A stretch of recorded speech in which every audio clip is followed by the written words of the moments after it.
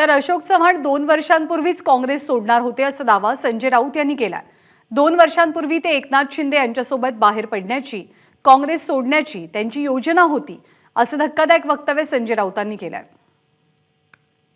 अशोक चव्हाण हे 2 वर्षापूर्वीच पक्ष सोडणार होते, तुम्हाला मी आता सांगतो। एकनाथ शिंदे यांच्याबरोबरच त्यांचं काँग्रेस पक्ष सोडण्याची योजना होती।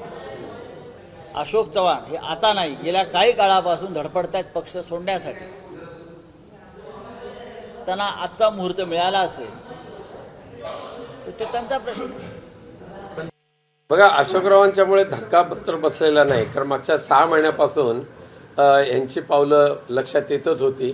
परंतु दुर्दैव काय की ज्यांचे वडील मुख्यमंत्री, ज्यांचे वडील गृहमंत्री, केंद्रीय मंत्री, ज्यांना स्वतःला 2-2 वेळा महाराष्ट्राचं मुख्यमंत्रीपद मिळालं, तरी त्यांना भाजपवासी का व्हावं लागलं? तर सध्याच्या ह्या केंद्रीय नेतृत्वाने ज्या पद्धतीने एकेका नेत्याच्या पाठीमागे शुक्लकाष्ठ लावलेलं आहे, वेगवेगळ्या चौकशा लावलेल्या आहेत आणि तुरुंगवासापासून वाचण्यासाठी भाजपवासी तात्पुरत्या टेम्पररी का होईना भाजपवासी झालेलं परवडेल अशी आता सर्वांनी मनस्थिती केलेली आहे। त्यामुळे अशोकराव चव्हाण गेलेले आहेत। एबीपी माझा, उघडा डोळे बघा नीट।